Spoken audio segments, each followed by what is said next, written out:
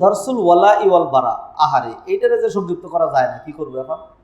দরসুল ওয়ালা ওয়াল বারা, আল ওয়ালা ওয়াল বারা, সেটা আল হুব্বু ফিল্লাহ ওয়াল বুগদু ফিল্লাহ, আল্লাহর জন্য সম্পর্ক স্থাপন আর আল্লাহর জন্য সম্পর্ক ছিন্ন করা। আমাদের কর্নেল ভাইয়ের সাথে আমার সম্পর্ক কিসের সম্পর্ক? আল্লাহর জন্য সম্পর্ক। আর নাইলে উনি কর্নেল, হ্যাঁ আমি সাধারণ মানুষ, সম্পর্কের দরকার ছিল কি? সম্পর্কের দরকার হলো উনি মসজিদের কাজ করেন আর আমি মসজিদের খতিব। এই দিনের কাজের জন্য আমার ওনার সাথে থাকতে হয়, উনি আমার সাথে থাকতে হয়।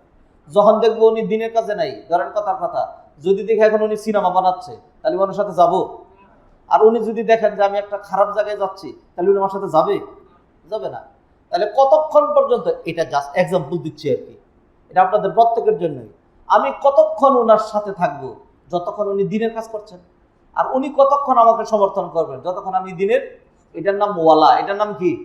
ওয়ালা, আল্লাহর জন্য সম্পর্ক করা। আর বারা হলো সম্পর্ক ছিন্ন করা। সম্পর্ক খালি জুড়লেই হয় না, সম্পর্ক ছিন্নও করতে হয়। বরং ছিন্নটা আগে লাগে। ছিন্নটা যেটা লা ইলাহা ইল্লাল্লাহ শিক্ষা, লা ইলাহা, কোনো ইলাহ নাই, ইল্লাল্লাহ, তবে আল্লাহ, এটা হলো ওয়ালা। এটা হলো কি? ওয়ালা। ওয়ালা আপনি বুঝবেন, ওয়ালা ওলি বুঝেন, ওলি ওলি, হ্যাঁ ওলি মানে বন্ধু, ওলি মানে কি? বন্ধু। আর ওয়ালা মানে বন্ধু বানানো। ওয়ালা মানে কি? বন্ধু বানানো। তাহলে কাউকে বন্ধু বানাবেন আর কারোর সাথে কি থাকবে? শত্রুতা থাকবে। হিন্দুদের সাথে, ইহুদিদের সাথে, অমুসলিমদের সাথে, এবং যারা কুরআন দ্রোহী, আল্লাহ দ্রোহী, রসুলের শত্রু, রসুলকে গালি দেয়, আপনি কইবেন থাক, মানুষ তো সর্বনাশ, তার সাথে শত্রুতা থাকতেই হবে, তার সাথে সম্পর্ক ছিন্ন করতেই হবে। আপনি দেখেন কিরকম গুরুত্বপূর্ণ বিষয় এটা। নূহ আলাইহিস সালাতুস সালাম, নূহ আলাইহিস সালাম নাম কি জানেন না? সবাই জানেন? নূহ আলাইহিস সালামের 4টা ছেলে ছিল। কয়টা? 4টা ছেলে ছিল। 3টা তো ঈমান আনছে, একটা ঈমান আনে নাই, ওইটার নাম কেনান। ওইটার নাম কি? কেনান। তো নূহ আলাইহিস সালাম তাকে বললেন, তাড়াতাড়ি কালেমা কইরা নৌকা তুট, আনাইলে কিন্তু ডুবে মরে যাবি। আমি আঞ্চলিক সাধারণ ভাষায় বললাম আর কি। সব এত শুদ্ধের দরকার কি? সাদা মাটা ছাড়েন কিছু। আমার ওয়াইফ অনেক সময় সাথে রাগ করে, হ্যাঁ তুমি অশুদ্ধ কথা বললা কেন, আঞ্চলিকটা বললা কেন? আমি ঘরে বলে কি, এটা আমার পরিচয়, স্বকীয়তা। মানুষ দেখলেই বুঝবে যে আই এম ফ্রম গাজীপুর, শুনলেই বুঝবে ফ্রম গাজীপুর। হ্যাঁ দেখেন না যে এত শুদ্ধ, এত পড়ালেখা করছে, সর্বশেষ মাঝে মধ্যে বলবে আই কিচ্ছি, তখন বোঝা যায় যে উনি কোন জায়গায়। ঠিক না? মাশাআল্লাহ। তা কি বলতেছিলাম? নূহ আলাইহিস সালাম তার ছেলেরে বলল যে ঈমান আইনা তাড়াতাড়ি নৌকা তুট, আনাইলে মরবি কিন্তু। আপনি কি মনে করেন নূহ আলাইহিস সালাম এই মুহূর্তে তার ছেলের দাওয়াত দিছে? এর আগে 950 বছর ধরে দাওয়াত দেয় নাই?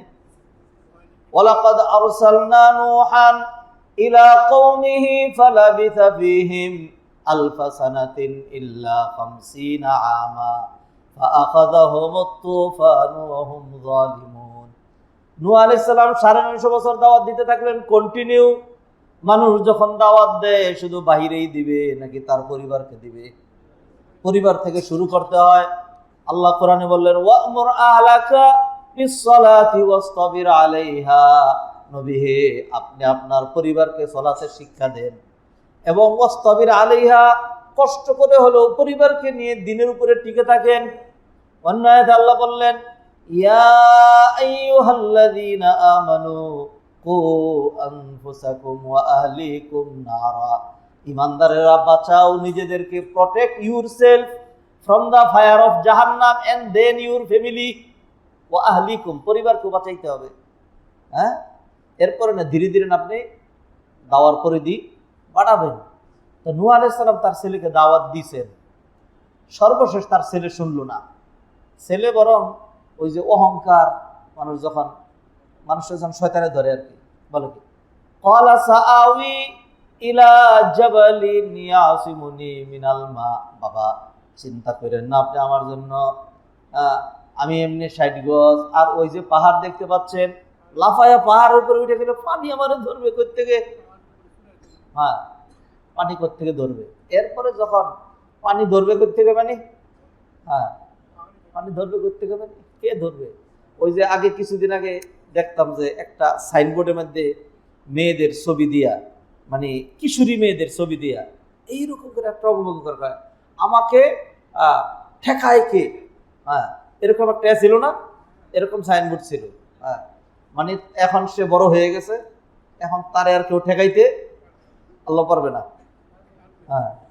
ঠেকানোওয়ালা কেউ আছে নাকি? নেই। আল্লাহ যদি ঠেকায় দিয়ে কি করবা?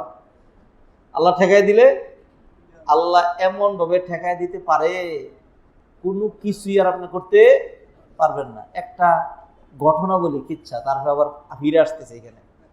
ইব্রাহিম আলাইহিস সালাতু ওয়াস সালাম তার স্ত্রী সারাকে নিয়ে হিজরত করছেন, ইরাক থেকে, বাবেল থেকে। কোত্থেকে? বাবেল থেকে। তিনি চলে আসতেন ফিলিস্তিনের বাইতুল মুকাদ্দাস এলাকা চলে আসবেন। আসতেছেন, মাঝখানে জালেম বাদশাহ, জালেম না, জালেম এন্ড বদমাইশ, জালেম এন্ড বদমাইশ, বদমাইশ দ্য গ্রেট। তার গোয়েন্দার লোকজন আছে, সবকিছু। সুন্দরী মেয়ে পাইলে দইরা তার আইনা দিতে হবে। যদি অবিবাহিত হয় তাহলে তার কোনো কথাই নেই, আর যদি বিবাহিত হয় তাহলে তার স্বামীটাকে কি করতে হবে? মেরে ফেলতে হবে। ইব্রাহিম আলাইহিস সালাম এটা জানেন। যখন যাচ্ছেন তখন স্ত্রীকে শিখাই দিলেন, যাচ্ছি যে দিক দিয়া, যদি এরকম বিপদে পড়েই যাই তাইলে তুমি স্বামী না বলে ভাই বোন পরিচয় দিবা, আমরা তো মেরে ফেলবে।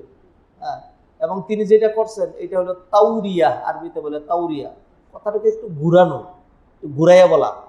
আসলে এটা কি ছিল না, মিথ্যা না। তিনি বললেন যে এই আল্লাহর জমিনে তুমি ইমানদার আর আমি ইমানদার। আল্লাহ তো আমাদেরকে জানাই দিয়েছেন, আমার মুমিনুনা ইখওয়া, মুমিনরা পরস্পর কি ভাই ভাই, অতএব আমি তোমার ভাই আর তুমি আমার বোন, এটা বলবা। যাই হোক, আয়েশা যখন এই পরিচয় দিছে তখন ইব্রাহিম আলাইহিস সালাম ছেড়ে দিছে, যা ভাই বাক, তার আমরা ধরে নিয়ে গেলাম। আল্লাহ সুবহানাহু ওয়া তাআলা ইব্রাহিম আলাইহিস সালামের জন্য একবারে সব কাশ করে দিলেন, খুলে দিলেন। তিনি সব দেখতে পাচ্ছেন, আল্লাহ এরকম করে দিলেন ইব্রাহিমের জন্য, যাতে ইব্রাহিম আলাইহিস সালামের মনের ভিতরে কোনো সংশয় না থাকে। যখন নিয়ে গেছে তখন সারা আলাইহিস সালাম তিনি 2 রাকাত নামাজ পড়লেন। নামাজ পড়ে আল্লাহর কাছে হাত তুললেন, হাত তুলে বললেন, আল্লাহ, আমি নবীর স্ত্রী, আমি এরকম, আল্লাহ তুমি এই ইয়ার থেকে আমাকে হেফাজত করো। এরপরে এই বাদশাহ, এই জালেম বাদশাহ, বদমাইশ, সে যখন তার আসছে খুব খুশি। অন্যরা বলছে যে আজকে এমন সুন্দরী একজন আনছি, এরকম সুন্দরী আপনার পান নাই, ঠিক আছে তাহলে আজকের দিন আমার। এরপরে সে যখন ঘরে ঢুকছে, ঘরে ঢুকে এসে যখন এরকম ধরতে যাচ্ছে, তো হঠাৎ করে দেখে কি, দেখেন যে নার্ভগুলো আছে না, নার্ভগুলো, হাত পা, এগুলি সব এরকম হয়ে আসে, আর আগাইতে পারে না। এরপরে কয় দূর কি কয় কি এত সুন্দর গোল্ডেন চান্স, জোর করে যখন ধরতে যায় তখন একটা রাস্তা করে এরকম দাঁতে দাঁত লাগাইয়া এরকম করে যায়। একবার যখন পড়ে যায় তখন আবার সারা আল্লাহর কাছে দোয়া করে, আল্লাহ তুমি তার মাইরো না। তাই এই লোকগুলো বললো, আমি আরে কি করছি, বাদশারে মেরে ফেলছি। আল্লাহ আবার হুশ ফিরে দেয়, সে কয়ে যে আবার সে আগাইতে চেষ্টা করে। এরকম 3-3বার যখন এরকম হয়েছে তখন সে বলেছে সর্বনাশ। পরে হেদেরকে ডাকাই আনছে, শুন তোরা সর্বনাশ করছো, তোরা তো আজকে কোনো মানুষ আনস নাই, তোরা তো ধরে আনছো জিন। তোরা কি ধরে আনছ? জিন। এটা তো দূরে গিয়েও আমার কি করবে, ক্ষতি করবে, সর্বনাশ। আর যাতে ক্ষতি না করে তার একটা ভালো একটা হাদিয়া দিয়ে দেয়। তখন তারা হাজারকে দিয়ে দিল। কাকে? ইসমাইল আলাইহিস সালামের মা। বাংলায় আমরা হাজারা কই, আরবিতে হইল হাজার। কাকে দিলেন? হাজার। এটা হাজার। আরেকটা আরবিতে হলো হাজার। হাজার মানে পাথর, হাজার না, আলিফ জবর হা, জিমরা, হাজার কে দিয়ে দিল। তাহলে আল্লাহ সুবহানাহু ওয়া তাআলা দেখেন, এইখানে এই মহিলা থেকে এই লোককে আটকানোর দুনিয়াতে আর কোনো শক্তি নাই।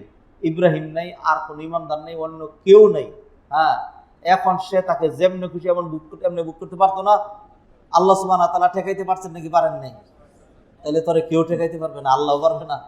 ইন্নাল্লাহা আলা কুল্লি শাইইন কাদির। তো বলে লা আসিমাল ইয়াউমা মিন আমরিল্লাহি ইল্লা মার রাহিম। নূহ আলাইহিস সালাম বললেন, বাবারে, আল্লাহর এই গজব থেকে কেউ বাঁচাইতে পারবে না। হ্যাঁ, তুই যতই মনে করছ পাহাড় তোরে বাঁচাই দিবে, বাঁচাইতে পারবে না। এরপরে যখন সে মারা যায়, হ্যাঁ, যখন পানির নিচে হাজারো চেষ্টা করে যখন ঘট ঘট করে যখন মারা যাচ্ছে, হ্যাঁ, ধরেন বাবা তো বাবা তো সন্তান তো যতই হোক, তারপরে সন্তানের জন্য একটা মায়া থেকেই যায়। নূহ আলাইহিস সালাম আর পারেন নাই। নূহ আলাইহিস সালাম ডাক দিলেন, অনাদা নূহ রাব্বাহু ফাকাল রাব্বি ইন্না ইবনি মিন আহলি। ও আল্লাহ, আমার ছেলে তো আমার পরিবারভুক্ত, আপনি না ওয়াদা দিয়েছিলেন আমার পরিবারকে বাঁচাই দিবেন, ওয়ান তাহকামুল হাকিম। এবার আল্লাহ সুবহানাহু ওয়া তাআলা সাথে সাথেই নূহ আলাইহিস সালামকে ডাক দিলেন, ক্বালা ইয়া নূহ ইন্নাহু লাইসা মিন আহলিক। আমি আল্লাহ ঘোষণা করলাম তোমার ঔরসজাত, তোমার ব্লাড কানেক্টেড সন হওয়ার পরেও, সন্তান হওয়ার পরেও আমি আল্লাহ নিজে তোমার এবং তোমার ছেলের মাঝখানের যে সম্পর্ক এটাকে কাট আপ করে দিয়েছি। ইন্নাহু লাইসা মিন আহলিক, সে ঠিকই না, তোমার পরিবারই না। তাহলে বাপ বেটার সম্পর্ক এটা কি হয়ে যায়? কাট আপ হয়ে যায়। এটার নাম বারা। এটার নাম কি? বারা। সম্পর্ক ছিন্ন করাই লাগবে। তাহলে ইমানের মূলনীতি একটা, সেটা হলো আল ওয়ালা ওয়াল বারা।